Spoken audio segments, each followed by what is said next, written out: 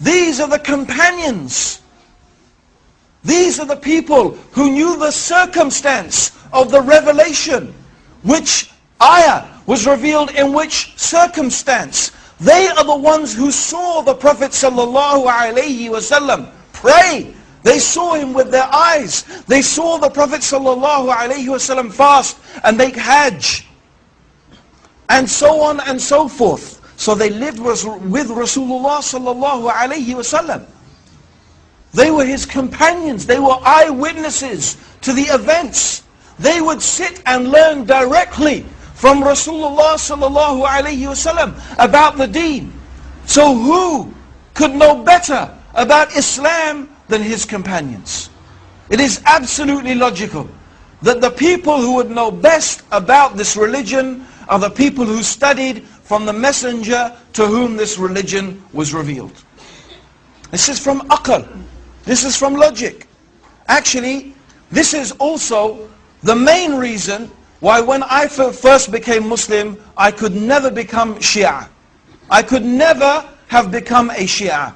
Because when I first became Muslim, in fact, at the time, the Iranian Revolution was very strong. And outside the mosque where I now work, which is the main mosque in London, the Regent's Park Mosque, the Central Mosque, every week you used to have the Shia handing out a newspaper, Al-Khayran it was called. And we used to read it avidly. And we used to follow this slogan, no East, no West, Islam is the best, and all that type of stuff. Okay?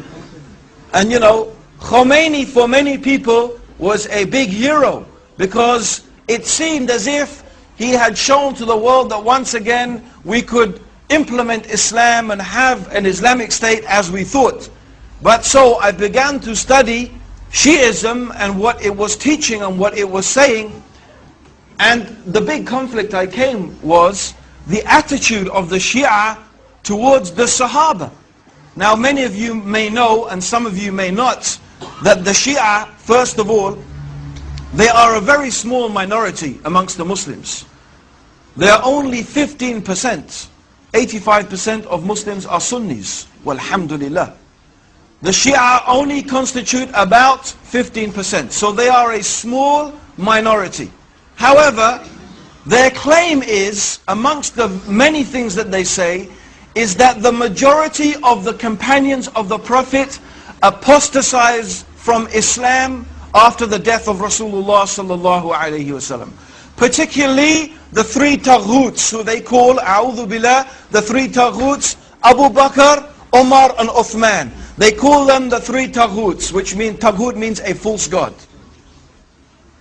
Something that anything that is worshipped besides Allah is a false god. And it could mean an unjust ruler who rules according to other than the guidance of Islam. He is a taghut. So they call them the three taghuts, because they claim that Abu Bakr and Umar and Ali, may Allah subhanahu wa ta'ala be pleased with them, usurped and deprived Ali of the rightful inheritance of being the successor of Rasulullah sallallahu alayhi wasallam. And of course most of the companions agreed with that, so they also claim that most of the companions apostatized from Islam. But I thought this is incredible. How is it that Allah chose to be the companions of the messenger, a group of people who after his death apostatized from his religion? And these are the people who spent all of their life with Rasulullah sallallahu alayhi wasallam. These are the people who are ready to give, and often did give their lives in the service of Islam to protect the Prophet sallallahu alayhi wasallam and to protect the religion that the Prophet preached. How they sacrificed their money and their time and everything for the cause of Allah and His religion.